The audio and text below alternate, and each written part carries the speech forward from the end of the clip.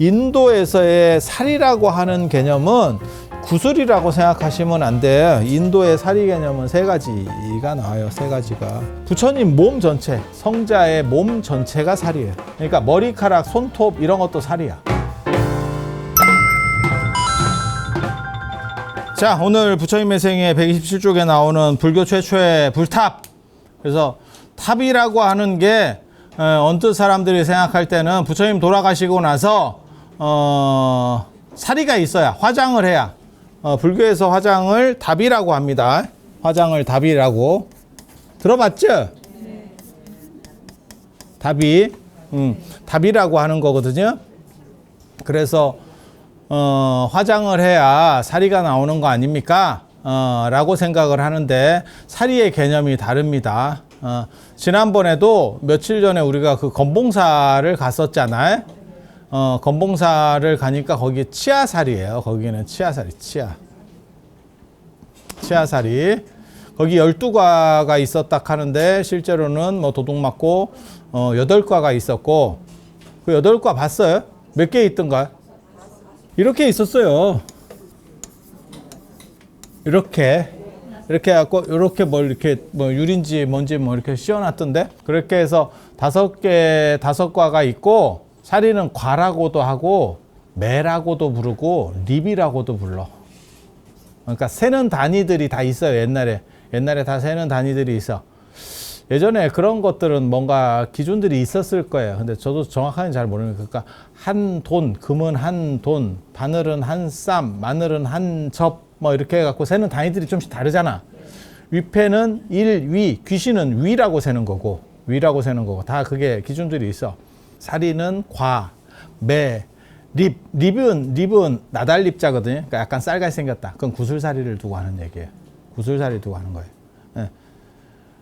그래서 저한테 누가 그런 말씀을 하시더라고요. 저런 치아가 살입니까? 참고로 얘기하면 12과가 있었고 4과가 사라졌고 그럼 8이 있잖아요. 여기 5과고 그 뒤에 정멸보공에 3과를 해서 모셨던 거예요. 그래서 제가 정멸보공을 가보시라고 이렇게 말씀을 드렸던 겁니다. 그렇게 3과는 그러니까 그 보공 안에 이렇게 넣어져 있는 거지. 수납되어 있는 거지. 네, 그렇게. 근데 저한테 저거는 치아인데 살입니까? 이렇게 얘기하더라고. 그 얘기는 뭐냐? 우리도 여기 살이 모셔놨잖아. 구슬같이 생겨야 살이지. 그리고 화장을 한 뒤에, 이 다비를 한 뒤에 뭔가 이렇게 타가지고 이렇게 동글뱅이로 이렇게 나와야 살이지. 저건 그냥 치아잖아요. 저게 왜 살이에요? 이렇게 말씀을 하시더라고요. 제가 간략하게 얘기를 들었어요. 살이 개념이 다르다. 시대에 따라서 다르다. 지금 여러분이 생각하는 그 구슬같이 생긴 살이는 다 후대에 나오는 살이고, 부처님 당시에 나중에 이제 얘기가 나가겠지만, 부처님 당시에는 화장하다가 향수를 부어서 끕니다. 불에 한참 타고 있을 때 향수를 부어서 꺼요. 그리고 저는 관곽을 쓰는 얘기들이 나오는데, 관곽이 뭔지 아세요? 관이 있고 그 관을 덮어버리는 게 곽이고, 그러니까 관만 쓰는 경우가 있고 곽도 쓰는 경우가 있고, 그건 집집마다 틀려. 매장할 때도 마찬가지예요. 시신만 넣는 경우도 있고, 관을 쓰는 경우가 있고, 그 위에 또 곽을 쓰는 경우가 있고.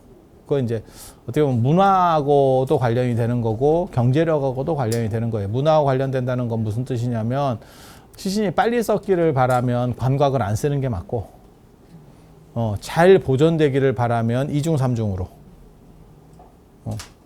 그런데 화장을 할 때는, 인도 지금 화장할 때 가보면 그냥 시신만 태우는 방식으로 써요. 시신 위에다가 천 같은 거 덮어가지고 그냥 그렇게 태워. 왜냐하면 태우는 게 그게 유리하지. 근데 여기서도 이제 생각이 있잖아. 그냥 나무에다가 이렇게 쌓아가지고, 나무를 막 쌓고 그 위에다가 시신을 이렇게 올리거든. 미이라처럼 이렇게 뚫뚫 이렇게 천 감아가지고 올리고 그 위에다가 명정을 덮어요. 왜냐하면 명정을 안 덮으면 너무 사람 형체가 이렇게 보이잖아. 그래서 이렇게 하는데 불을 막상 붙이잖아. 나무에 불을 붙잖아. 그러면 천은 먼저 타지. 살보다. 아니, 그럴 거 아니야. 이게 뭐 면직물이라고 생각해봐. 그럼 뭐 더덕 타버릴 거고, 그러면 시신이 보여. 옆에서 보고 있으면. 그래서 여기서도 여러분은 어때요? 관이라도 넣는 게 맞나? 우리는 어떻게 화장하냐면요. 우리는 스님들, 큰 스님들 화장할 때 보면 어떻게 화장하냐면 나무를 이렇게 쌓아서 그 위에다가 캠프파이어 하듯이 시신을 올리는 게 아니고 이렇게 쌓죠. 나무를 이렇게 해놓고 중간에 터널을 하나 만들어 놓죠. 그리고 거기다가 관을 밀어 넣죠. 그래서 화장을 하기 때문에 이게 엄청난 고열이 나요. 고열이 나. 저렇게 나면 뼈는 거의 수습이 안 됩니다. 자세히 한번 봐보세요. 다비할 때 가보면 밖에다가 또 이게 거적대기를 이렇게 붙이거든요. 거적대기를 지프로 된 이걸 가마니 같은 걸 이렇게 싸 동그랗게. 그리고 불을 붙이면 열이 안으로다가 이렇게 들어가요. 그 과정에서 녹는 거지. 그래서 뼈가 나오는 경우는 생각보다 별로 없고 그 녹는 과정에서 저런 식으로 구술사리가 나와요. 그러니까 화장법이 다른 거예요. 이런 식으로 하면 구술사리가 나올 확률이 거의 없다고 봅니다. 저는 개인적으로. 그러니까 구술사리는 한번 뭐가 녹았다가 응축되는 과정에서 만들어지는 거예요. 싶어. 그래서 인도의 화장법에서는 저는 구술살이 훨씬 뒤에 나오는 이거거든요. 그러니까 화장법 자체가 달라. 예전에 그 서경산 스님 한참 날렸었을 때 여복에 저승 갈 때 뭘 가지고 가지? 거기서 그 쓸데없는 헛소리를 해가지고 무슨 뭐 사리를 이렇게 태우고 요 밑에다가 물단지를 이렇게 담았는데 그러면 거기에 구슬들이 탁 뭉쳤다가 거기에 이렇게 해서 구슬들이 다 그걸로 들어간대. 돌아가신 분에게 이렇게 얘기해서 좀 그렇긴 한데, 그건 말 같지도 않은 거. 그리고 있을 수도 없는 얘기예요. 무슨 뭐 발 달려서 이렇게 살살, 이치에도 안 닿는, 근데 왜 이치에 안 닿는데도 사람들이 먹어주느냐? 뭔가 다를 거야. 살이니까 뭔가 다를 거야. 이런 생각을 하는 거야. 이치에도 맞고 거기서 플러스 알파가 돼야지, 뭐 이렇게 신통 변화를 일으킨다. 그거는 쉬운 얘기는 아닙니다. 쉬운 얘기는 아닙니다. 살이랑 관련해서 한 가지는 확실해. 기록에 계속 나오는 거는 살이가 늘어난다. 증거한다. 기도를 하면 증거한다. 그거 실록에도 나온다니까. 조선왕조 실록에도 나온다니까. 그거하고 기도를 진짜 쇠가 빠지게 했더니 그 세종 때 있었던 일이잖아. 그 소원왕후 죽고 세종이 애처가요. 그다음에 그 어머니에 대한 또 그것도 굉장히 대단하거든. 그래서 소원왕후 돌아가시고 나서 그거 하잖아. 아들들 탁 넣어가지고 기도시키잖아. 언제까지? 사리가 나올 때까지. 야, 그걸 기도해가지고 사리가 나왔어요. 기도가 이루어집니다. 그거 굉장히 재밌는. 그래서 구술살이라고 하는 거는 아무튼 훨씬 후대 거예요. 그러면 예전에 인도에서는 이런 식으로 아마 부처님도 이런 식으로 했을 거고, 그러니까 위에 나무 위에 시신이 올라가는 구조고, 근데 거기에 관광 얘기가 나오거든요. 그거를 태우는 데서는 관곽이 그렇게 필요성이 없거든. 그리고 맨 마지막에 향수를 부어서 불을 끄는 이야기가 나와요. 그게 뼈를 잘 취합하기 위한 구조가 아니었나? 라는 생각을 해. 그러니까 타고 있는 과정에서 물을 뿌려서 끈다는 거는 유골을 수습하겠다는 의미예요. 유골을 왜 수습합니까? 옛날 사람들은 뼈가 본질이라고 생각했어요. 인간의 본질은 영혼? 뭐 이런 거 아닙니까? 그거 훨씬 후대입니다. 인간들이 미개할 때는 다 현상적인 데서 판단을 하지 정신적인 거나 이렇게 추상적인 걸 생각하는 거는 훨씬 문화가 발전해야 돼요. 그것까지 생각을 못 해. 막말로 얘기해서. 그래서 제가 그런 얘기 하잖아. 오행 같은 걸 보면 그게 굉장히 옛날 틱하다. 라는 생각을 하는 거지. 왜? 오행이 뭐냐면 목화토금수거든요.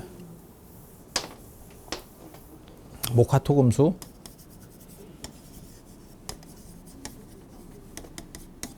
목, 나무, 불, 흙, 금이 쇠붙이라는 뜻이에요. 금속이라는 뜻이에요. 여기서는. 진짜 금이라는 뜻이 아니고 금속이라는 뜻이에요. 금속이라는 뜻이고 여기는 물. 다 눈에 보이는 것들이에요.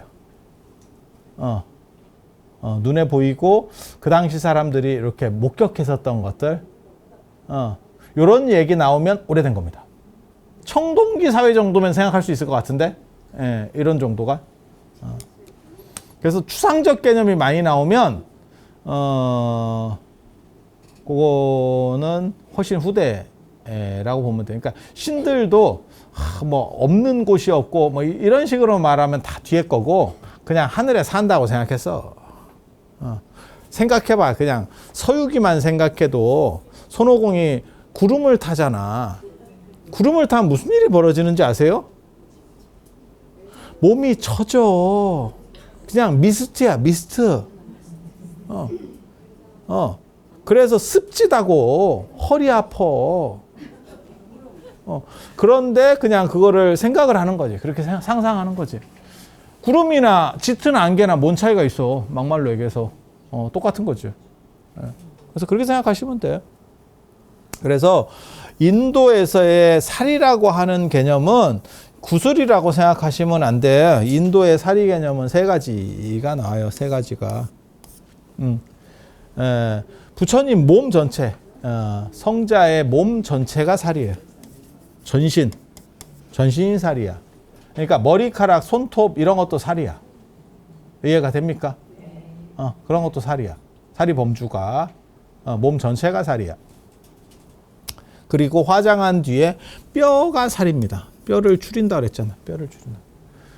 뼈가 본질이라고 생각하기 때문에 그 뼈가 어떻냐를 봐요. 옛날 사람. 그게 인도도 그렇고 우리나라 신라도 그렇게 한 거예요. 그래서 사람이 죽으면 신라 사람들은 예전 얘기하는 거예요. 예전 얘기. 사람이 죽으면 초분이라고 하는 걸 써.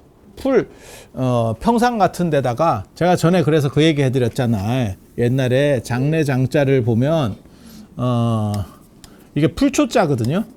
이렇게 풀초자가 붓으로 들어간 거거든요. 그리고 이게 죽을 사자예요. 시체. 그리고 요 밑에 이렇게 되거든요. 그러니까는 평상 같은 데다가 시체를 올려놓고 풀로다가 이렇게 덮어놓은 거예요. 요렇게 한 3년을 보내면 뼈만 남아. 그러면 그 뼈를 다시 추스려요. 그 뼈를 추스려서 어디다 놓냐? 고로에다가 넣습니다.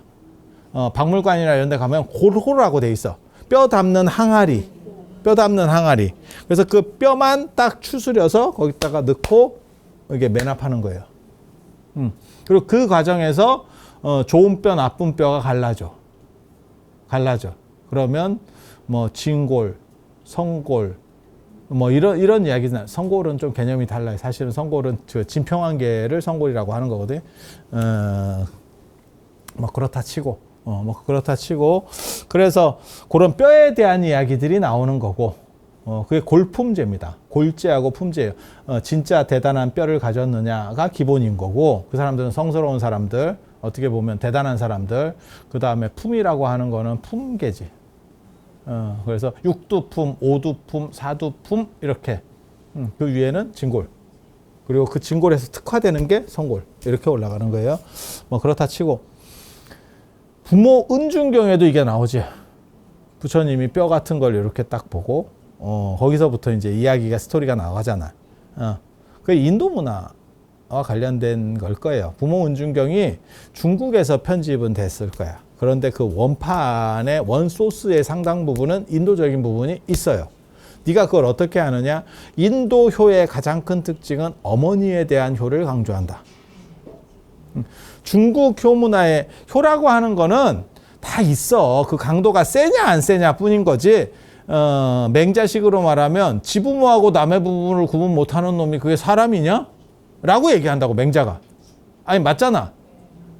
그게 그 관계를 똑같이 생각할 수는 없죠. 내 부모에 대해서 팔이 안으로 굽는다고 더 이런 게 좀 자식도 마찬가지 아니요?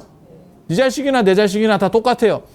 야 그거는 그냥 평등에 대한 관점에서 얘기하는 거고 어떻게 그게 똑같아? 좀 다른 거지. 아니 맞잖아. 그래서 맹자가 그 얘기를 한다고. 지부모하고 남의 부모를 구분 못하는 게 제대로 된 사람이냐 라는 이야기를 해. 그게 이제 묵자를 두고 비판하는 거거든. 묵자는 박애주의자, 평등하게 해서 똑같이 대우를 해줘야 그런 거야말로 진정한 이상적 세상인 거지. 지부모라고 다 빼주고 지자식이라고 다 빼주고 이렇게 하는 게 그게 공정한 사회냐? 라고 이야기를 하는 거죠. 그랬더니 맹자가 웃기고 있네. 너는 짐승이냐? 이렇게 이제 얘기를 하는 거지. 맹자는 비판적으로 또 그걸 얘기하는. 근데 결국은 맹자가 이겼어요. 그래서 지금 동아시아라고 하는 게 부모 자식 간에 이렇게 어떻게 보면 가장 강력한 연결고리가 있고 그 연결고리가 너무 강하다 보니까 지금은 애를 낳는 게 두렵죠. 왜? 애에 대해서 너무 많은 희생을 해야 되는 상황이 돼버렸죠. 그러니까 지금 애들이 애를 안 낳겠다라고 하는 여러 가지 이유들이 있는데 그 중에 하나가 희생이 너무 크다가 있어요. 그리고 왜 그러는지는 모르겠는데 갑자기 별나진 것도 맞는 것 같아. 저희 때만 하더라도 대충 굴렸지. 여러분들은 그냥 야생이지. 그냥 놔놓고 던져놓으면 그냥 알아서 살아온 거지. 뭐 부모가 뭘 어떻게 해주고 아유 뭘 해줘. 아니 생각을 해봐. 제가 시골에 어렸을 때 가서 굉장히 그 큰 충격을 받았던 게 애 발목에다가 이렇게 새끼줄 묶어놓고 엄마가 어디 일하러 나간 거. 저는 도시 쪽에 살았기 때문에 그걸 처음 봤어요. 근데 그게 애가 이게 빨빨거리면서 다니니까 위험하니까 발목을 묶어놓은 거야. 근데 야 요즘은 개도 잘 안 묶잖아. 아니 맞잖아. 그리고 개 목걸이도 묶어도 이렇게 신축성이 있어가지고 개가 이렇게 쫄쫄쫄 가면 쭉 늘어났다가 줄어들었다 이렇게 하는 거지. 아니 맞잖아. 근데 애 발목을 이렇게 어렸을 때 안 봤어요 그거? 여러분은 묶여 있었기 때문에 못 본 거예요. 여러분 묶여 있었어. 근데 그게 아무나 묶는 게 아니고 순둥이들은 냅두고 별스러운 놈이 있어요. 애들인데 막씨 오만 사고 치고 걷기 전에 기는데 사고를 치는 애들이 있어. 막 빨빨거리면서 다니면서. 그런 애들 때문에 묶는다고. 근데 엄마가 이제 일손은 필요하고 뭐 참 주러 가야 되고 이러면 묶어놓고 간다고. 그런 식으로 살았던 게 여러분이잖아. 근데 지금은 애 하나를 위해서 택배 움직이듯이 움직여야 되고 애가 뭐 학교 간다 하면 데려다 줘야 되고 엄마가 못 가면 아빠한테 시키면 아빠가 해야 되고 그 다음에 난 진짜 그런 거 보면 내가 요즘 진짜 저렇게 사는 건가? 요즘 대부분 맞벌이를 하는데 애 때문에 주말에 어디를 가야 돼. 그러면 남자가 그 차에다 실는 짐이 뭐 카시트 뭐 이런 것부터 시작해가지고 몇 번을 왔다 갔다 해요 이놈이 엘리베이터를. 진짜 지 혼자 살면 안 간다 그랬을 거다. 아니 그게 현실이야. 이게 그걸 옆에서 보고 있으니까 이게 싫은 거예요. 돈도 많이 들지, 일 많지, 내가 무슨 죄 졌냐 이 생각이 들겠지. 그러니까 젊은 애들 중에서 애를 나이가 들어서 못 낳는 게 아니고 처음 시작부터 애를 안 낳겠다가 있어요. 부모한테 얘기하는 경우도 있지만 안 하는 경우들도 있거든요. 근데 얘기를 들어보면 안 하겠대 아예. 근데 이렇게까지 만들어가는 게 사실은 어떻게 보면 그게 이 유교주의라고 하는 거예요. 근데 저렇게 별스럽게 한다고 애가 뭐 대단하게 되느냐? 여러분이나 마찬가지. 발목 묶여서 컸었던 여러분과 거의 큰 차이가 없습니다. 능력치 차이에서. 그게 아이러니야. 그렇게 보호를 해주고 잘해줬으면 돈도 많이 들이고 뭐 사교육비도 들어가고 했으면 애가 여러분보다 몇 배가 추락 될 것 같지? 그게 그거요. 그게 그거야. 밥 먹는 거랑 똑같아. 예. 오마카세를 먹거나 삼각김밥 먹거나 8시간 지나면 똑같이 배고파. 그게 참 아이러니다. 참 놀랍잖아. 애를 낳는데 엄마가 젖을 먹여야 될 거냐 말 거야 되느냐. 이런 게 굉장히 큰 그거예요. 애에게 좋으니까 내가 젖을 먹여서 내가 이제 몸매가 좀 무너지더라도 먹일 거냐. 아니 그런 논점이 많이 있다니까 지그들끼리에는. 그래서 그런 그게 어떻게 보면 가족주의라고 하는 거거든요. 특히 그 중에서 이렇게 자식과 부모의 관계라고 하는데 희생이 너무 많은 거지. 근데 그게 우리나라만 문제가 아니고 중국도 마찬가지인 거죠. 똑같지. 그러니까 그게 너무 힘드니까 안 낳지. 자체 단종, 자발적 단종. 그래서 그게 이제 유교적인 사고예요. 유교적인 사고, 그리고 가족주의. 그게 정당하냐에 대해서는 잘 모르겠어요. 그러니까 다 장단점이 있어요. 그 부분이 있었기 때문에 자식에 대한 희생 부분이 있어서 사실은 교육 수준이 동아시아가 상대적으로 높아질 수 있었던 거예요. 근데 지금은 너무 힘들어지는 거지. 그래서 이제는 포기하는 사람들이 나오는 거야. 포기하는 사람들이 나오는 거야. 그래서 신체 전체가 살이라고 하는 개념, 그 다음 뼈, 이걸 연골이라고 합니다. 연골. 신령한 뼈. 그리고 구술살이에요. 이거는 사실 훨씬 뒤에 나오는 거예요. 족보가 많이 떨어지는 그러한 이야기입니다.